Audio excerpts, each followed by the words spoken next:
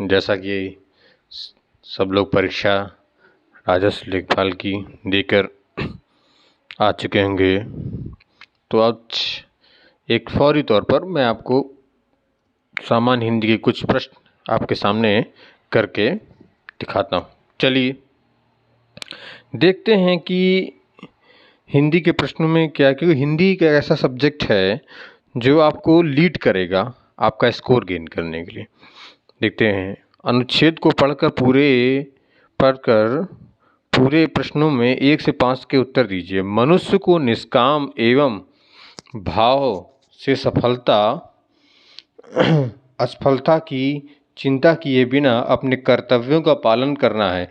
आशा या निराशा के चक्र में फंसे बिना उसे निरंतर कर्तव्यरत रहना है। किसी भी कर्तव्य की पूर्णता पर सफलता अथवा असफलता प्राप्त होती है। असफल व्यक्ति निराश हो जाता है, किंतु मनीषियों ने असफलता को भी सफलता की कुंजी कहा है। असफल व्यक्ति अनुभव की संपत्ति अर्जित करता है जो उसके भावी जीवन का निर्माण करती है। ये हम सबको एक तरह से सीख भी है कि हम बार बार अपनी गलतियों से सीखें और उस गलतियों को अपने रास्ते से हटाकर आगे बढ़ें। जीवन अनेक बार ऐसा करता है कि हम जिस उद्देश्य की प्राप्ति के लिए परिश्रम करते हैं वह पूरा नहीं होता। ऐसे अवसर पर सारा परिश्रम व्यर्थ हो गया सा लगता है। हम निराश होकर चुपचाप बैठ जाते हैं। उद्देश्य की पूर्ति के लिए दोबारा प्रयत्न नहीं करते। ऐसे व्यक्ति का जीवन धीरे धीरे बोझ बन जाता है। निराशा का अंधकार न केवल उसकी कर्म शक्ति वरन उसके समस्त जीवन को ही ढक लेता है। निराशा की गहनता के कारण लोग कभी कभी आत्महत्या कर लेते हैं। मनुष्य का जीवन धारण करके कर्म पथ से कभी विचलित नहीं होना चाहिए। विघ्न बाधाओं की असफलता की तथा हानि लाभ की चिंता किए बिना कर्तव्य के मार्ग पर चलते रहने में जो आनंद उत्साह है उसमें ही जीवन की सार्थकता है। ऐसा ही जीवन सफल है। तो प्रश्न नंबर 1, मनुष्य को किस प्रकार की कर्तव्य का पालन करना चाहिए? तो हम पैराग्राफ में पढ़ चुके हैं। मनुष्य को निष्काम भाव से कर्तव्य करते रहना चाहिए। सफलता असफलता की चिंता किए बिना, आशा निराशा के चक्र में फंसे बिना। इसलिए हमारा जो है ऑप्शन नंबर डी सही है। मनीषियों ने सफलता की कुंजी किसे कहा है? मनीषियों ने सफलता की कुंजी असफलता को इसलिए कहा है कि असफल व्यक्ति जब सफलता के लिए प्रयास करता है तो उसके पास उसे मालूम होता है कि हमने कहाँ कहाँ गलतियाँ की थी। उन गलतियों को हम पुनः सुधार करके हम आगे बढ़ सकते हैं। असफल व्यक्ति क्या अर्जित करता है? असफल व्यक्ति अपने जीवन अनुभव की संपत्ति प्राप्त करता है, अपयश प्राप्त करता है, धन दौलत आशा या के पुष्प। तो इसमें हम ऑप्शन बी चुनेंगे, 3 का बी, अनुभव की संपत्ति। कैसे व्यक्ति का जीवन धीरे धीरे बोझ बन जाता है? ऐसे व्यक्तियों का जीवन धीरे धीरे जो बोझ बन जाता है जो असफल होने पर दोबारा प्रयत्न नहीं करते, जो परिश्रम से जी चुराते हैं, जो नित्य व्यायाम नहीं करते, जो धन दौलत नहीं कमाते। तो इसमें ऑप्शन ए होगा, जो असफल होने पर दोबारा प्रयत्न नहीं करते। जीवन की सार्थकता किसमें है? तो हमने पढ़ चुके हैं जीवन की सार्थकता किसमें है। जीवन की सार्थकता हर समय सोते रहने में, बहुत सारा धन कमाने में, कर्तव्य मार्ग पर चलने के आनंद में, दूसरों से अपना काम निकालने की। तो इसका ऑप्शन जाहिर सी बात है आप सब समझ रहे होंगे, 5 का सी, कर्तव्य मार्ग पर चलने के आनंद में। आनंद शब्द का उचित पर्यायवाची क्या है? मोद हर्ष, अचल प्रमोद, तनुज आमोद, शाल उल्लास। तो इसमें जो है आनंद जो है एक आनंद का है कि हम खुशी हैं, मेरा मन प्रसन्नता एक अलग चीज़ है। आनंद जो है प्रसन्नता से भी एक ऊपर आयाम की चीज़ है। तो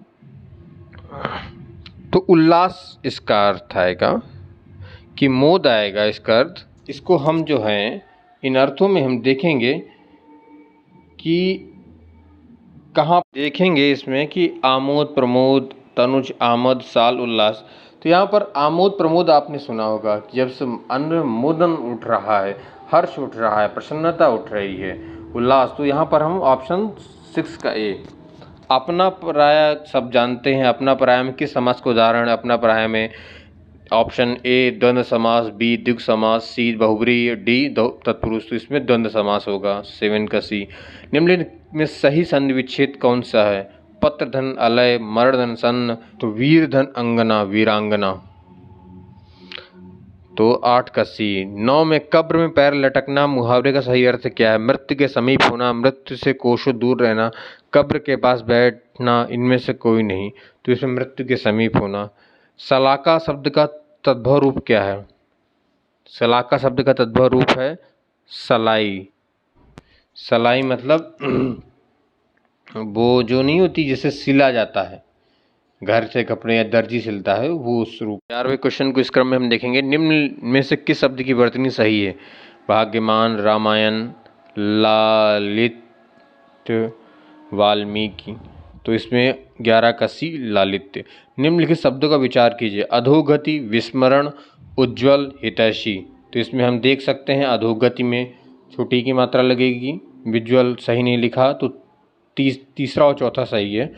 तो 12 का सी, विस्मरण और हितैषी शुद्ध शब्द है। 13, निम्न कौन शब्द स्त्रीलिंग नहीं है? यामा बड़ा की माँ है, योजना, भिक्षा, ये सब में पुल्लिंग शब्द नहीं है, ये सब स्त्रीलिंग शब्द हैं। संबल एक तरह से हम इसको पहचान सकते हैं कि ये स्त्रीलिंग नहीं पुल्लिंग शब्द है। तो निम्नलिखित में सही विलोम शब्द क्या? सांझ दोपहर, शुष्क क्षुद्र, कृपण दाता, प्रसन्न प्रफुल्ल। सांझ दोपहर का कोई विलोम का साथी नहीं है, शुष्क क्षुद्र का कोई साथी नहीं है। कृपण और दाता मतलब दानी और कंजूस, तो इसका ये विलोम शब्द सही है। 14 का बी। 15, जीवन पति का समानार्थी शब्द क्या है? यमराज, आदमी, पति, स्वामी, महिपति। इसका 15 का ए यमराज होगा, क्योंकि आदमी सामान्य है, पति सभ्य, स्वामी ये जीवन पति हो नहीं सकता, महिपति राजा के लिए होता है। जिसे इंद्रियों का अनुभव न किया जा सके उसे क्या कहते हैं? अतीन्द्रिय। 16 का ए। निम्न में कौन सा शब्द पुल्लिंग है? पूर्ति, विवाह, अभिव्यक्ति, छवि। तो 17 का सी हो जाएगा विवाह। पंखा का बहुवचन क्या है? पंखे, पंख, पंखे, तो पंखे। 18 का डी। दुशासन का संधि विच्छेद विग्रह क्या होगा? दुशासन का संधि विग्रह ऑप्शन ए दुष धनशासन, दुष्ट धनशासन, दुह धनशासन, या इनमें से कोई।